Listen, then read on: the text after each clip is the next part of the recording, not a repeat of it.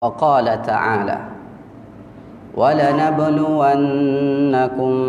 بشيء من الخوف والجوع ونقص من الأموال والأنفس والثمرات وبشر الصابرين صدق الله العظيم.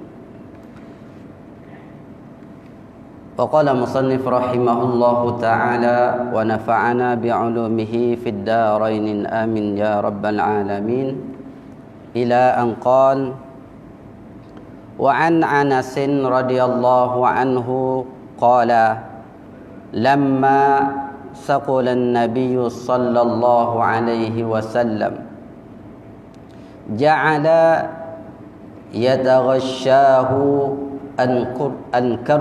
الكرب فقالت فاطمة رضي الله عنها وكرب أبتاه فقال ليس على أبيك كرب بعد اليوم فلما مات قالت يا أبتاه أجاب ربا دعاه يا أبتاه جنة الفردوس مأواه يا أبتاه إلى جبريل ننعاه فلما دفن قالت فاطمة رضي الله عنها أطابت أنفسكم أن تحثوا على رسول الله التراب رواه البخاري. Assalamualaikum warahmatullahi ta'ala wabarakatuh. Alhamdulillah, tamu-tamu sekalian, marilah sama-sama kita memanjatkan kesyukuran kehadrat Allah SWT. Alhamdulillah, Allah SWT masih lagi memberi peluang dan ruang kepada kita semua untuk mari ke rumah Allah Ta'ala. Daripada apa yang berlaku di dunia kita pada hari ini menyebabkan sebahagian daripada kita telah dijemput oleh Allah Ta'ala. Lebih-lebih lagi di musim COVID-19. Ada yang mati dengan sebab perkara tersebut. Dan kita Alhamdulillah Allah SWT masih lagi memberi kesempatan kepada kita. Tidak lain dan tidak bukan kecuali supaya kita ini sempat menambahkan amal ibadat kita. Allah Ta'ala panjangkan umur kita, beri peluang kepada kita supaya kita tambahkan amal ibadat kita. Alangkah ruginya seseorang yang Allah Ta'ala bagi peluang tapi masih lagi dia mensia-siakan masa yang Allah Ta'ala bagi. Yang kedua, Allah Ta'ala bagi peluang kepada kita semua masih hidup lagi ni adalah kerana supaya kita sempat untuk bertobat daripada dosa-dosa kita. Kita ni daripada awal akhir balik sampai ke ni banyak mana lah dosa kita. Kita dan Allah Ta'ala sahajalah yang tahu. Mujurlah Allah Ta'ala tak mati lagi. Harap-harapnya biar sungguh tobat. Jangan tobat lolok-lolok. Ada? Tobat-tobat buat pula. Ada? Tak apalah kalau lagu tu sekalipun. Yang penting kita berusaha untuk bertaubat kepada Allah Ta'ala. Hak jatuh semula kepada lembah kemaksiatan tu adalah perkara yang kedua. Hak awalnya adalah kita kena taubat dulu. Usahalah sungguh-sungguh supaya kita mati ni sempat bertaubat pada Allah Ta'ala. At-taibu 'anidz zambi kama la zambalah. Orang yang mati dalam keadaan dia sempat bertaubat pada Allah Ta'ala, supalah orang mati tersebut tidak ada dosa. Kanak-kanak yang lahir lalu Allah Ta'ala ambil selalu nyawa dia, tak ada dosa. Dan begitulah keadaan orang yang sentiasa bertaubat pada Allah Ta'ala, seperti kanak-kanak yang baru lahir, tak ada dosa. Yang keduanya, marilah sama-sama kita berselawat ke atas junjungan besar Nabi Muhammad sallallahu alaihi wasallam yang merupakan kekasih Allah Ta'ala yang tak boleh kita tak berselawat kepada baginda sallallahu alaihi wasallam. dalam sehari semalam. Tak boleh. Kalau kita tak berselawat kepada Nabi SAW sehari semalam, kita tergolong di kalangan hamba Allah Ta'ala yang asi, yang melakukan maksiat pada Allah Ta'ala. Kerana apa? Kerana selawat ni adalah salah satu rukun daripada rukun semaya. Mana mungkin orang tak semaya dia nak berselawat? Dia tak kira selawat. Dia tidak menjaga hak, tak jaga hak Allah Ta'ala, lebih-lebih lagi lah hak Nabi. Dia tak jaga hak Allah dan Nabi, lebih-lebih lagi lah tak jaga hak kita. Kita orang biasa. Ya lagu tu lah keadaan kalau orang tu betul-betul jaga hak Allah dan Rasul, hak kita ni belum tentu lagi dia boleh jaga. Tapi hak orang tak jaga dah awal-awal hak Allah dan Rasul, tentu hak kita dia payah nak jaga. Yang ketiga, marilah sama-sama kita berniat iktikaf di atas rumah Allah SWT ini. Mudah-mudahan kita mendapat dan kita kekalkan iktikaf kita ini dalam keadaan berwuduk dengan harapan akan mendapat doa daripada malaikat. Lebih, orang ada wuduk, duduk atas masjid, ada kelebihan yang lain daripada orang yang duduk atas masjid saja tapi tak ada wuduk. Baik. Untuk perbincangan kita pada malam ini, suka hamba mengambil daripada kitab karangan Al-Imam An-Nawawi yang muktabar, yang maklum, iaitu kitab Riyadhus Salihin min kalami Sayyidil Mursalin. Dan tajuk perbincangan kita adalah berkaitan dengan babus sabr, tentang kesabaran. Sabar ni apa yang panggil dia? Sabar ni tahan. Sabar ni tahan. Semata. Allah SWT dalam surah Ali Imran, ya ayyuhalladzina amanu sabiru wa sabiru. Allah Ta'ala dalam ayat ini dia mengkhitabkan, dia tuju ke ungkapan perintah ini kepada orang yang beriman. Orang beriman. Siapa orang beriman? Iaitu mereka yang mengaku bahawa tiada Tuhan melainkan Allah, Nabi Muhammad pesuruh Allah, dan dia percaya tentang hari akhirat. Ini adalah orang beriman. Adapun lain daripada tu, ayat ni tidak tuju kepada dia. Orang tidak beriman, Allah Ta'ala tak tuju dalam firman Allah Ta'ala ini. Maka kita ni termasuk ke tidak? Termasuk. Apabila termasuk, kita kena dengan amal. Pertama sekalinya Allah Ta'ala perintah kepada kita, isbiru, hendaklah kalian bersabar. Sabar dengan lafaz sabara memberi erti tiga. Keadaan yang pertamanya adalah dalam kita nak melakukan ketaatan pada Allah Ta'ala, kita kena sabar. Nak buat ibadat pada Allah Ta'ala kena sabar. Kalau main dengan tak sabar, itu email lewat ni. Marah aku tu email. Kalau tak sabar, tak ramah seperti mana malam ni. Sebab apa? Sebab mari semaya tengok keadaan maya boleh gapo dia. Kalau pergi kerja, kalau orang kerja ni boleh berapa persen. Tapi sebab apa? Sebab kita boleh malam ni adalah kerana kita sabar. Kita sabar diri kita dulu daripada cari benda ke dunia ni. Allah Ta'ala bagi masa kepada kita, kita guna kesempatan yang ada. Maka itu adalah salah satu daripada pengertian sabar. Ciri sabar atau bentuk kesabaran. Yang keduanya adalah kita hendaklah juga bersabar ketika mana berlakunya musibah. Itu keadaan yang kedua. Ini benda yang sangat besar.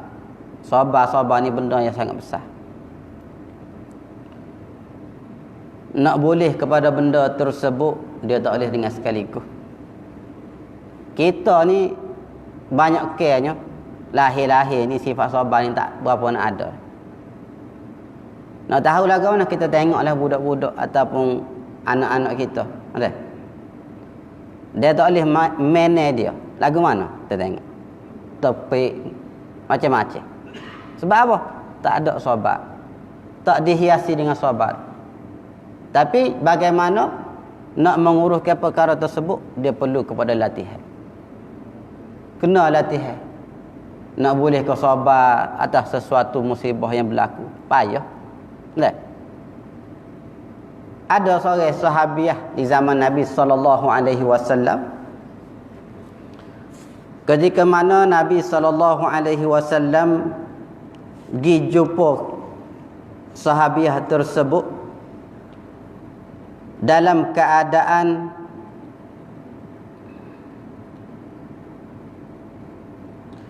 dia kehilangan orang yang dia kasih. Nabi pergi kepada jumpa dengan dia. Nabi pesan kepada dia, ittaqillah wasbiri, bertakwalah kamu pada Allah Ta'ala. Nabi pesan kepada orang tersebut, sahabiah tersebut. Lalu gapo sahabiah tersebut royak kepada dia, pada Nabi sallallahu alaihi wasallam, ilaika an, jauh kamu. Dia tak kenal Nabi. Jauh kamu. Fa innaka la tusab bi musibati wa lam ta'rif wa lam ta'rif. Jauh ke? Mu tak apalah, tak kena supaya aku kena. Dalam keadaan gitu dia tak tahu Nabi itu adalah Nabi sallallahu alaihi wasallam. Lalu orang-orang yang ada dekat dengan dia masa tu kata, innahun nabi, tu Nabi tu. Lepas daripada beberapa masa berlalu, dia pun pergi jumpa semula Nabi sallallahu alaihi wasallam. Dia bagi tahu kepada Nabi sallallahu alaihi wasallam, aku tadi tak perasan ya Rasulullah mu Nabi. Tak perasan itu engkau wahai Rasulullah. Lalu Nabi sallallahu alaihi wasallam bagi tahu kepada dia, innamas sabru 'inda sadmatil ula. Sabar-sabar ni benda hak mula-mula sekali. Ataupun kita kata sabar-sabar ni hak masa berlaku mula-mula tu kita boleh tahu dia sabar ke tidak. Kena mula-mula musibah, dia boleh sabar ke tak?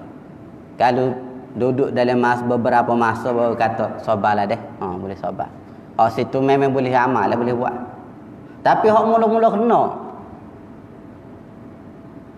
ayahmu aksiden, mati, pelawak, nipu, tak percaya, macam-macam tu. Sebab apa? Sebab perkara yang melibatkan kesabaran ni adalah dinilai pada saat pertama kali kena pada dia. Kalau lama dah, tak kira. Tak kira tahap kesabaran dia.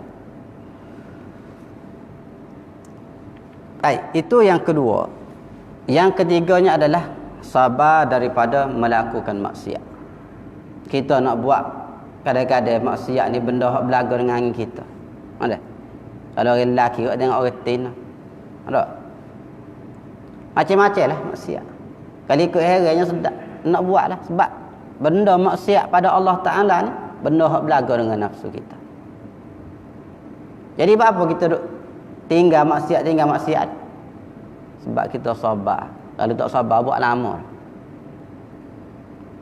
Orang duk zina dan sebagainya tu sebab tak sabar. Tak sabar terhadap maksiat. Maka kita minta doa daripada Allah Ta'ala supaya Allah Ta'ala pimpin kita. Dan di antara apa yang diajar oleh ulama pada kita, iaitu zikir la haula wala quwwata illa billahil aliyil azim.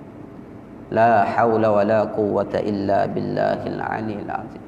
Ya Allah, tidak ada kekuatan bagiku untuk melaksanakan ibadah kepadamu, untuk melaksanakan ketaatan kepadamu.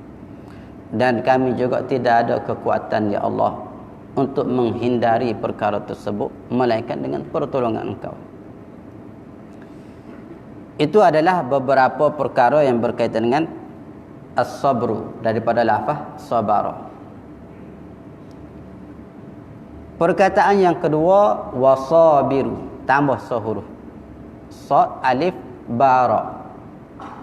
Dalam bahasa Arab apabila bertambah satu huruf dia bertambah makna.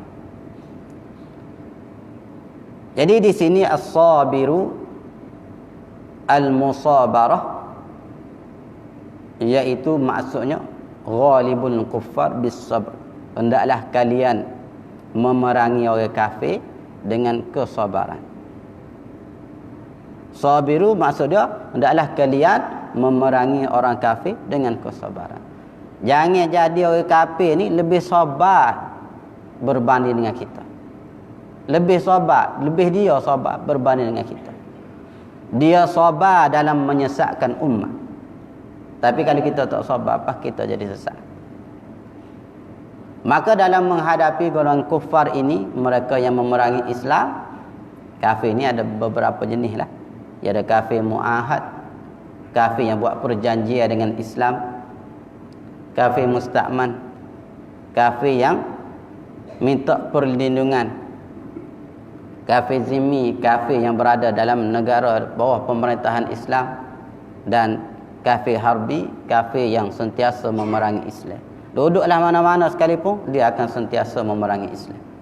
Maka perkataan ghal sabiru ini sesuai kepada golongan yang keempat tadi, yang sentiasa memerangi Islam. Hendaklah kita sabar terhadap perkara tersebut. Warabitu, dan beristiqamah dalam melaksanakan jihad di jalan Allah Ta'ala. Firman Allah Ta'ala yang kedua dalam surah Al-Baqarah, وَلَنَبْلُوَنَّكُمْ بِشَيْءٍ مِّنَ الْخَوْفِ وَالْجُوعِ وَنَقْصٍ مِّنَ الْأَمْوَالِ وَالْأَنفُسِ وَالثَّمَرَاتِ. Dalam firman Allah Ta'ala ini memberitahu kepada kita bahawa Allah Ta'ala akan dan pasti menguji setiap manusia. Setiap daripada kita ni pasti Allah Ta'ala akan uji. Tidak kira lah dari segi kelaparan, Allah Ta'ala akan uji dari segi kelaparan. Musim Covid baru ni, entah tak apa ramai orang tak sabar dengan kelaparan. Sebab apa? Sebab susah nak tubik susah. Dan negara kita ni tehel lagi lah dari segi pergerakan. Negara luar tu tak tahu, lari-lari juga tapi tak sabar. Masa tubik juga menyebabkan jangkit pada dia dan juga keluarga dia. Allah Ta'ala akan uji kepada kita. Wal-ju' dan juga tadi al-khauf, ketakutan. Yang kedua al-ju' kelaparan. Wa naqsim minal amwali wal anfusi was samar, dan juga kekurangan dari segi harta dan kehilangan jiwa dan juga sumber pendapatan. Allah Ta'ala uji sekejap dah. Musim PKP baru ni, berapa ramai orang yang mati, berapa ramai orang yang tak ada sumber pendapatan. Hak ada kena buat. Itu adalah cabaran, ujian daripada Allah Ta'ala kepada, bukan kepada orang tersebut sahaja, ujian juga kepada kita, hak yang tak kena perkara tersebut. Apakah kita ini menjadi orang yang bersyukur ataupun tidak? Kadang-kadang ujian Allah Ta'ala terhadap nikmat ini lebih berat daripada berbentuk musibah. Orang kadang-kadang apabila datang musibah, dia boleh untuk bersabar terhadap perkara tersebut. Dan sebahagian besarnya tidak mampu untuk bersabar ketika mana Allah Ta'ala bagi peluang kenikmatan yang sangat banyak pada dia dengan kemewahan dan sebagainya. Tak mampu untuk bersyukur pada Allah Ta'ala, dengan erti kata dia menggunakan harta-harta dia kepada tempat-tempat yang diredai oleh Allah Ta'ala. Itu adalah syukur seseorang hamba Allah Ta'ala yang Allah Ta'ala bagi nikmat kepada dia. Wa basyiris sabirin, dan beri khabar gembiralah kepada mereka yang bersabar. Pahala yang sangat besar kepada orang-orang yang bersabar Allah Ta'ala akan bagi daripada pahala yang tidak terhingga-hingga, bighairi hisab, tidak terhingga, mengikut kadar keikhlasan dia bersabar terhadap ujian Allah Ta'ala.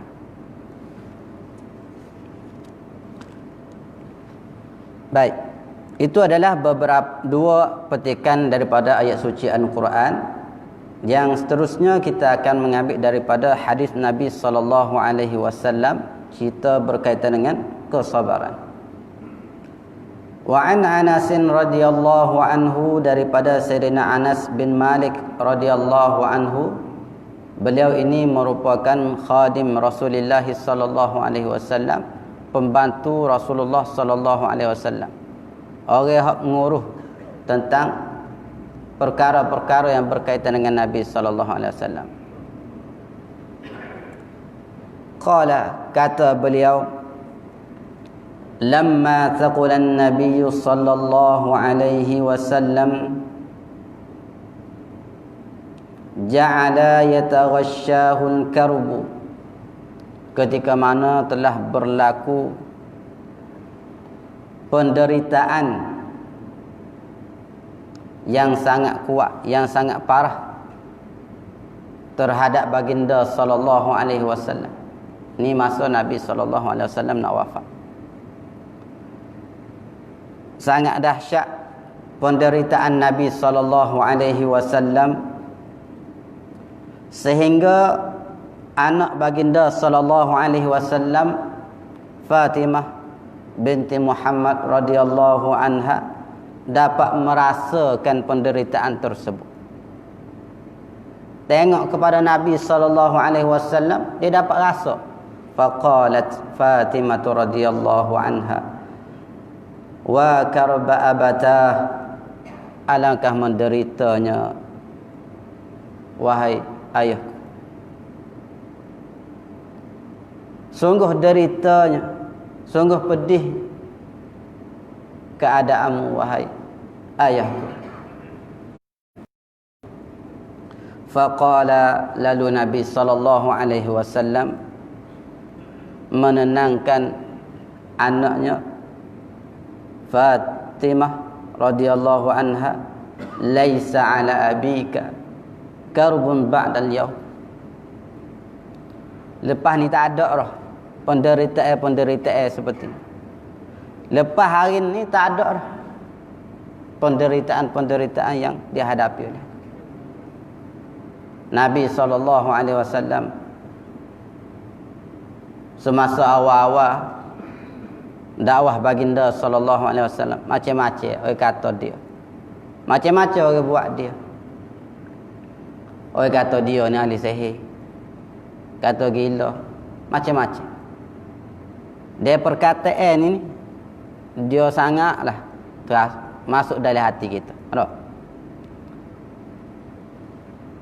Kita kalau kita sendiri, kita duduk molek-molek dah, tiba-tiba ada bunyi suara, dia tu tak tahu ke apa, perangai tak berjuru, kata gitu. Agak-agak telinga kita ni rasa sedap ke rasa desing. Ada? Nabi ni kena kata gila. Dari segi ujian Nabi SAW, walaupun dalam keadaan penderitaan tersebut, tetap Nabi terus ke dakwah baginda SAW. Ketika mana orang Arab di Mekah tak berapa nak terima apa yang dibawa oleh Nabi SAW, Nabi berusaha pergi ke Taif dengan harapan bahawa penduduk Taif akan terima dakwah Nabi SAW. Nabi pergi, tidak ada yang Nabi SAW dapat masa tu kecuali anak-anak muda yang telah diupah oleh orang-orang lama supaya menyerang Nabi SAW. Serai Nabi SAW sehingga dalam kitab sirah bagi tahu mengalir darah ke kaki baginda SAW. Dalam keadaan begitu sekalipun, Nabi SAW tetap bersabar. Bahkan malaikat yang ada dekat situ pada ketika itu tawar kepada Nabi SAW. Kalau menak wahai baginda SAW, aku boleh ambil bukit, jatuh atau rembah bukit tersebut atas penduduk tersebut. Tapi apa yang dijawab Nabi SAW? Boleh jadi orang tua ataupun orang-orang lama ni tak beriman lagi. Masa aku pergi serulah ni, orang tua orang lama tak beriman lagi. Dan aku harap akan ada daripada anak cucu mereka ni orang yang beriman pada Allah Ta'ala. Itu sahabat Nabi SAW. Kalau kita molek benar lah, ada molek benar lah, pergi peracun pun habis, rasa tak erti bahasa, tak?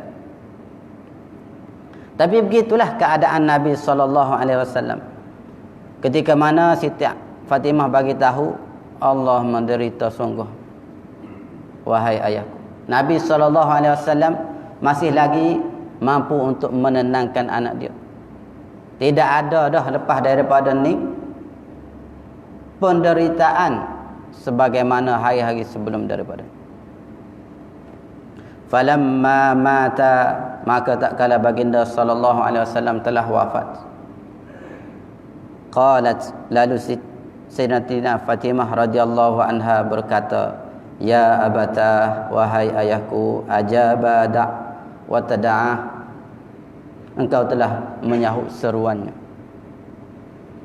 Ya abata, wahai ayahku, jannatun firdausi ma'wah, syurga firdaus lah tempat selayak bagimu. Ya abata, ila Jibrin nan'ahu, wahai ayah, kepada Jibril lah kami mampu mengucap selamat tinggal.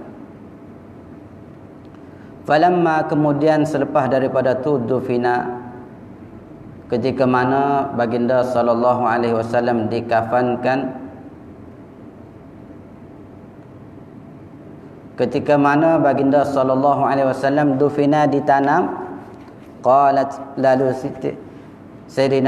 Sayyidatina Fatimah radhiyallahu anha pun wayak sekali lagi untuk meluahkan perasaan, atabat anfusukum, tegamak ke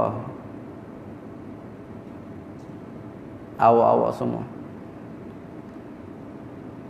tegamak ke kalian semua ni, antahsu ala rasulillahi turab, menabuk, meletakkan pasir-pasir atas baginda SAW. Ini isyarat daripada terlalu sedih dengan apa yang berlaku.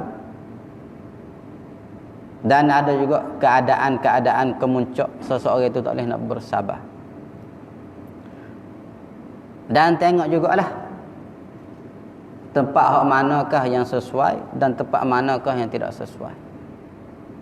Dalam soal kita mengenangkan tentang orang yang kita kasih, orang yang kita cintai, tiba-tiba orang tersebut telah meninggalkan kita, boleh untuk kita menangis, boleh untuk kita merasa sedih. Dan itulah adalah salah satu daripada tanda kita sebagai manusia. Nabi sendiri pun ketika mana anak dia mati, dia sedih juga. Tapi kesedihan ataupun menangis tersebut tidaklah membawa kepada meratap. Tidaklah siapa mengamuk, bapa gitu mau, bapa tinggal kita, tak siapa setara tu. Nangis ataupun sedih itu adalah lumrah kehidupan manusia. Dan sifat sabar yang ada pada baginda SAW ini wajar kepada kita semua untuk kita mengikuti ataupun bersifat sebagaimana Nabi SAW. Kerana sabar ini adalah salah satu daripada perkara yang menjadi satu keajaiban, satu perkara yang menghairankan. Nabi SAW berasa heran terhadap keadaan orang yang beriman. Keadaan pertamanya bila mereka dapat nikmat daripada Allah SWT, dapat pemberian daripada Allah Ta'ala, mereka bersyukur kepada Allah Ta'ala. Tapi bila mereka ditimpa ujian ataupun musibah, mereka bersabar. Pelik lagu mana? Dia dapat dua-dua kebaikan. Kalau kita duk mikir biasa-biasa, boleh nikmat tu memang lah, nak bersyukur, nak berterima kasih. Kalau dapat musibah, tak nak berterima kasih.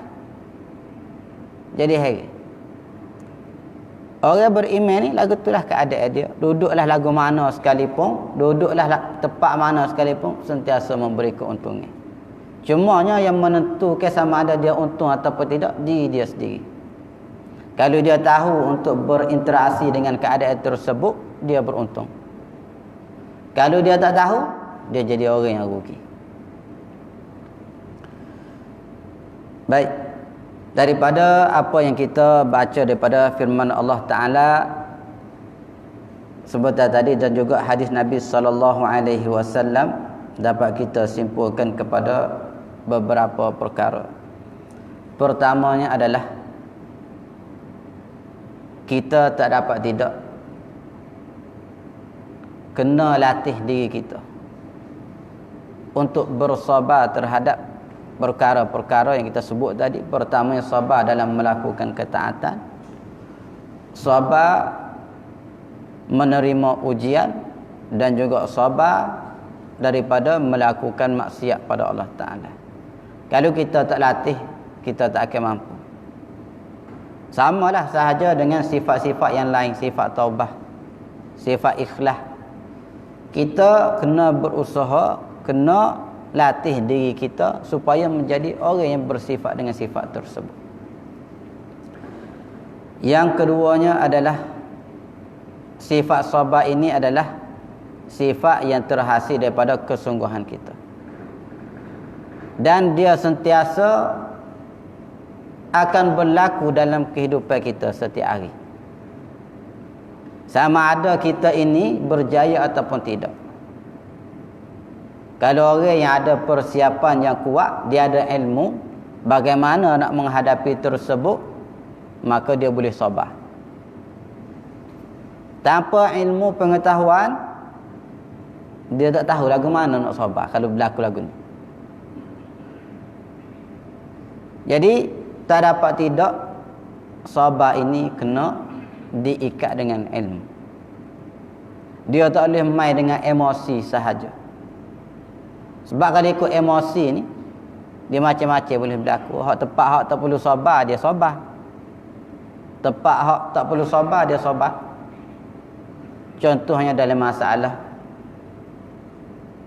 orang Islam dihina, ditindas, maka sifat sabar ini tak boleh pakai. Kena pakai sifat marah. Sebab tu sifat marah ni dia penting juga. Bukan kata sifat marah ni hak tak comel belaka. Sifat marah ni ada tika comel, tika tak comel. Supaya juga dengan sabar. Ada tika comel, ada tika tak comel. Masa kena sabar betul-betul, sabar. Tapi masa tak boleh sabar, jangan nak sabar. Anda? Kalau orang buat macam-macam, orang buat penghinaan terhadap keluarga kita, adakah kita kata, tak apalah, kita sabarlah, ikutlah dia mau nak buat apa? Tak boleh masa tu. Kena marah masa tu. Kena pakai sifat marah masa tu. Guana ni dengan anak-anak darah kan. Maka begitulah keadaan-keadaan sifat yang ada pada seseorang. Dan yang ketiganya, yang terakhir sekali adalah